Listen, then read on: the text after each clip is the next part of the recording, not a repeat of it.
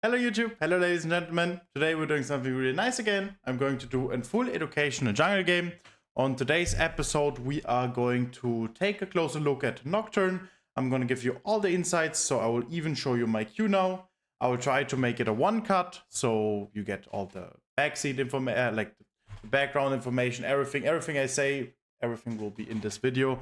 So you get the entire coaching session right now. You can see it as a coaching session. So if you take a look at Nocturne, Nocturne is very fun to play. I highly recommend it to pick him up. He's a perfect secondary chap. He's a perfect pick, which you can pick early on. I will show you how to deal in the champion select as well. And yeah, he's just a really good pick in general. He's always fine. He cannot really get countered that much. I mean, look at his worst matchup. He's even here pretty decent. He's okay. If you do have a good team, for example, against Ivan Ramos, like even then, if your team is pretty decent, mid laner, ADC, it doesn't really matter that the matchup in general is that weak. So as I said, Nocturne is a really great flex pick in solo queue as well. Okay, the next thing is ban wise, you should always be banning what you don't like playing against. In this position I banned Skarner because I think Skarner right now is just overtuned, pretty broken. I really just don't like playing against Skarner.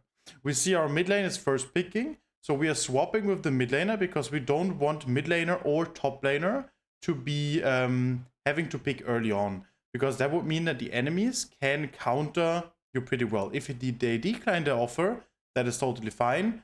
Then they can decide for their own. So we are just still chilling in champion select, thinking of if it's gonna be a great Nocturne. Okay, big Charv, and that's already an AD champion, so we can consider going AP if you have an AP version.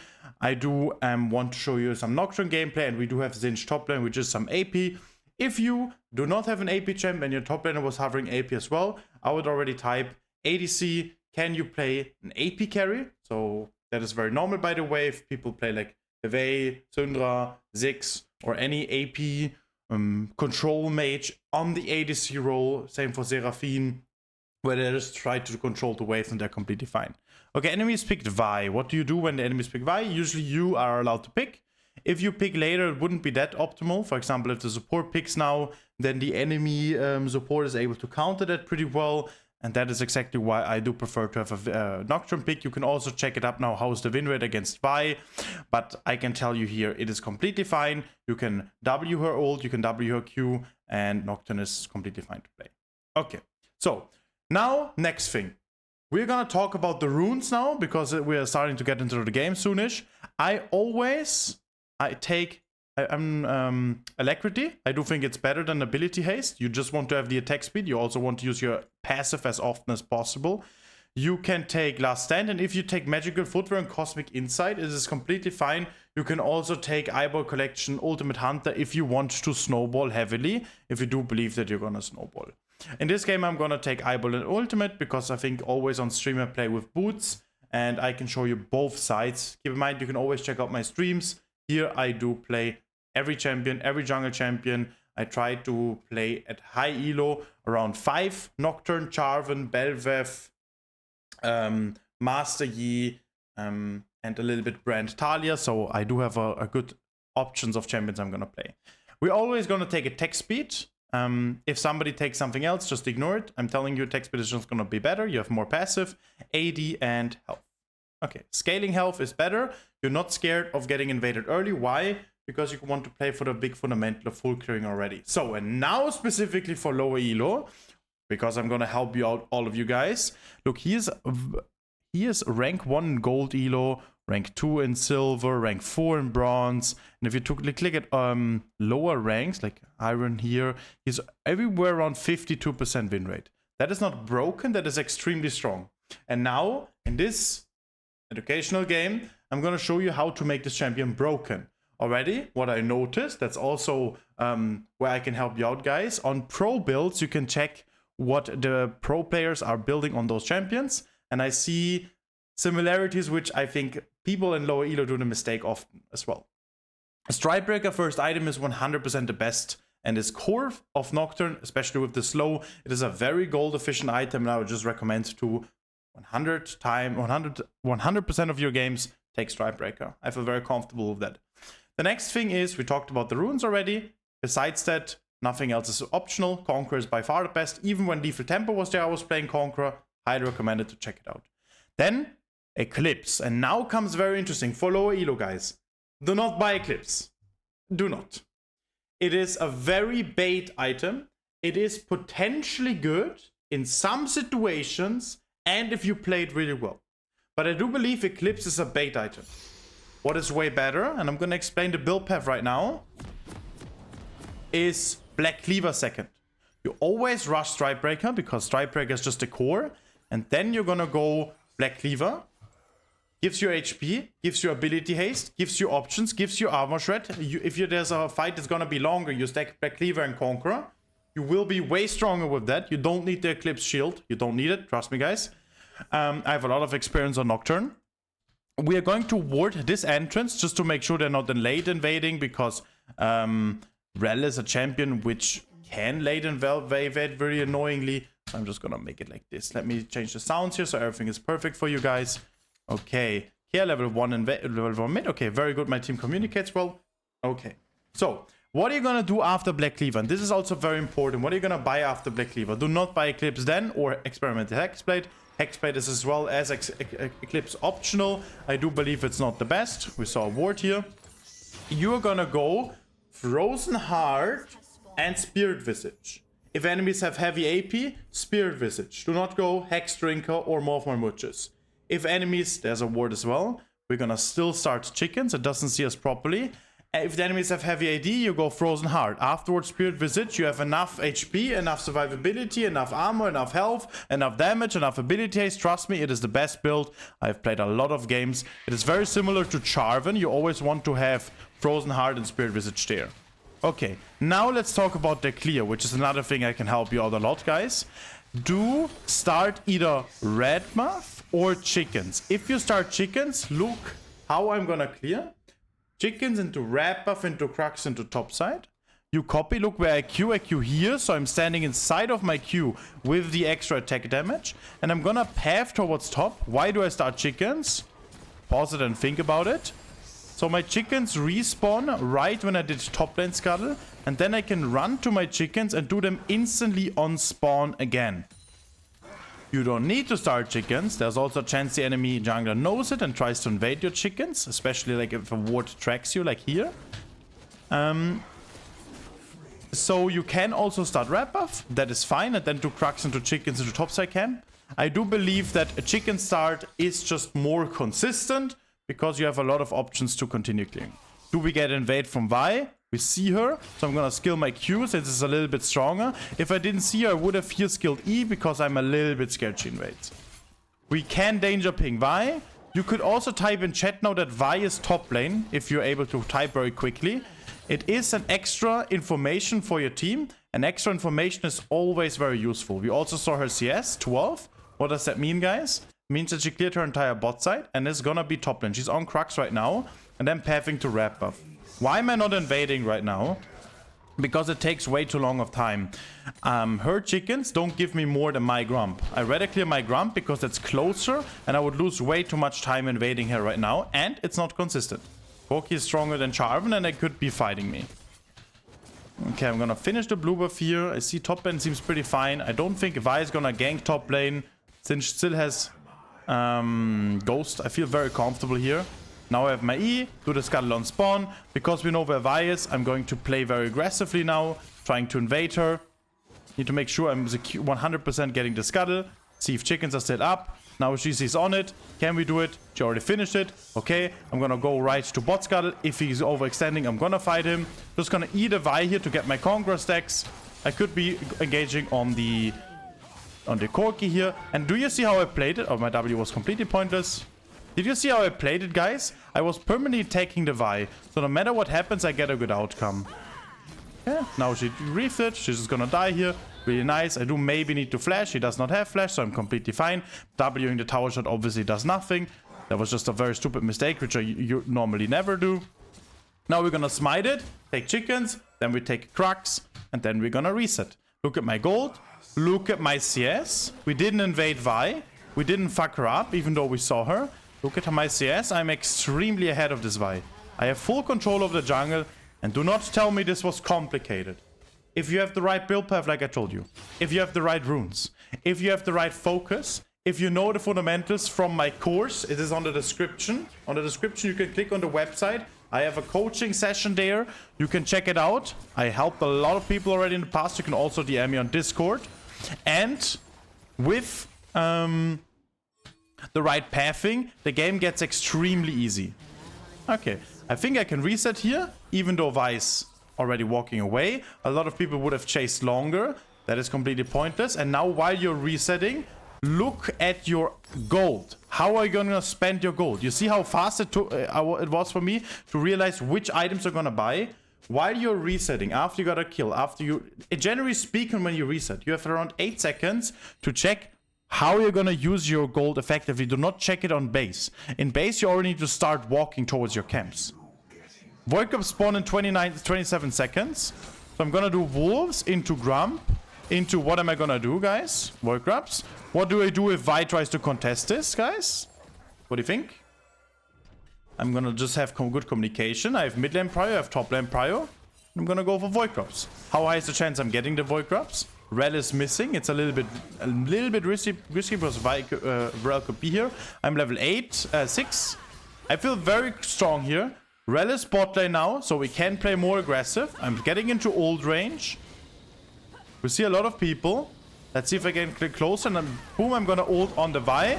Just gonna use my E instantly. I could have used my E on the Nasus. That would have been a little bit better. Enemy mid lane is missing. I need to be careful. Who could be here besides Corki, guys? Nobody. Keep that in mind as well. So only Corki could stop us. Is Corki strong enough to stop us? These should be your thoughts in these kind of situations. As you can see, I'm 3 and 0. 1 to 2 levels ahead. Double the CS almost. I'm in a very beautiful position. And trust me, below Emerald. If you are below Emerald, you can do that consistently. Just with all the fundamentals I explain everywhere. And on my course. It's all, as I said in the description. And guys, you can... Like, I'm very confident you can climb. I have a lot of coaching clients who just apply the simple concepts like I show you here, and then it works. Why do I reset? Okay, I wanted to reset, check how much gold I have. I need 80 gold for Strikebreaker, so I'm gonna cancel my reset. See if Chicken's up. Chicken's up. I'm gonna take this. Do you think Wrap-Off is up or down?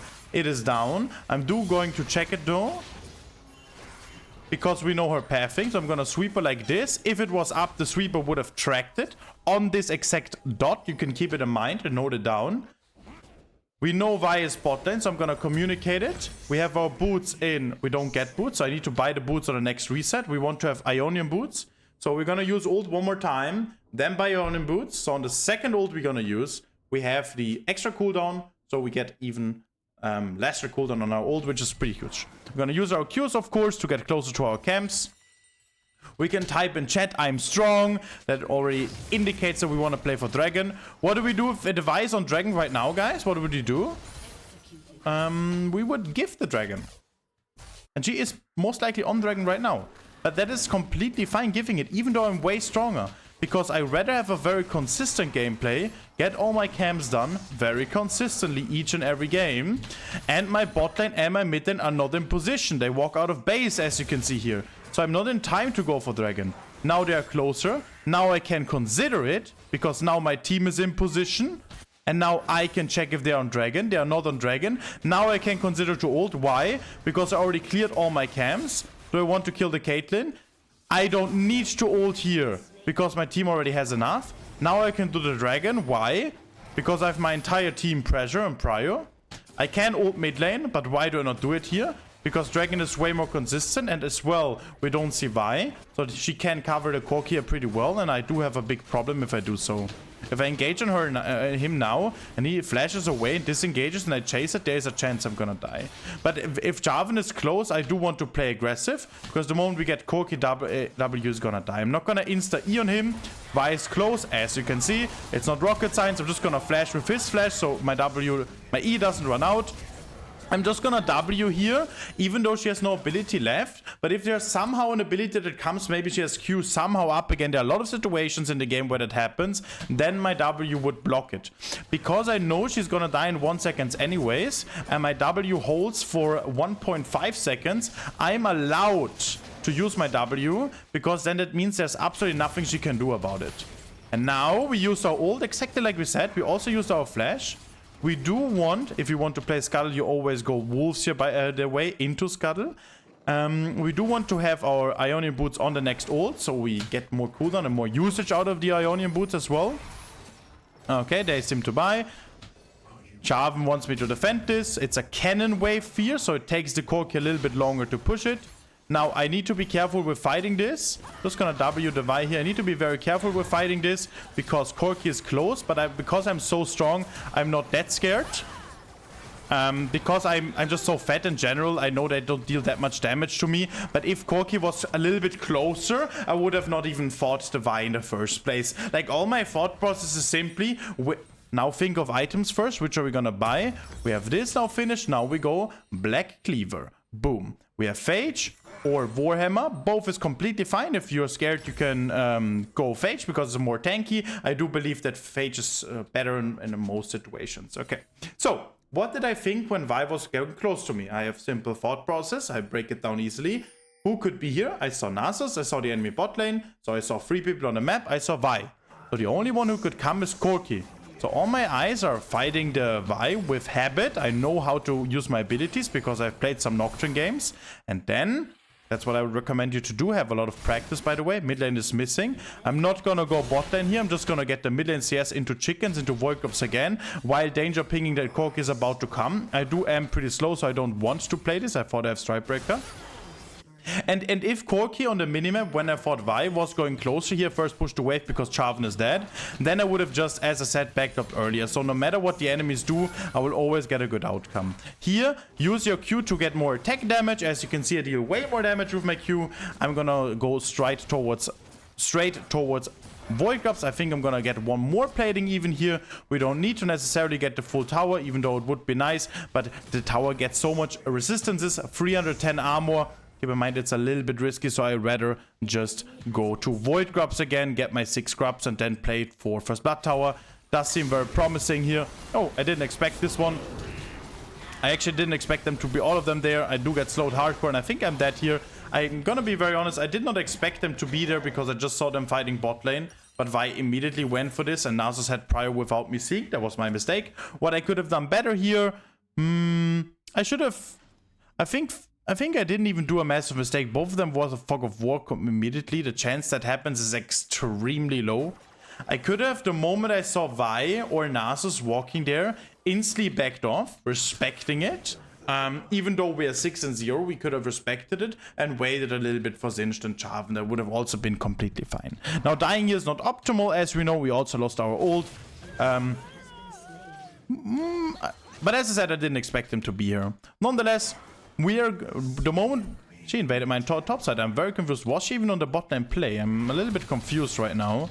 She invaded my bot lane top side after that. I think that's because Sinch was proxying and I didn't see the Nasus path thing. We're just gonna go straight to chickens. Maybe we find a catch on Rel here. I'm just gonna try to chase her down. I also have Strike Breaker coming up soonish. She tries to execute, but I'm pretty fast to get in smite range, I think. Yeah, she's dead. Nice. That was just my goal, to get into smite range. Now we're gonna play for dragon most likely. I'm just gonna eat this. I will have my Strike Breaker at the moment. These small cracks spawn. Q into Strike Breaker. Oh, I could have killed this one as well. Okay, red buff. I have ult in 17. I do want to use this if possible.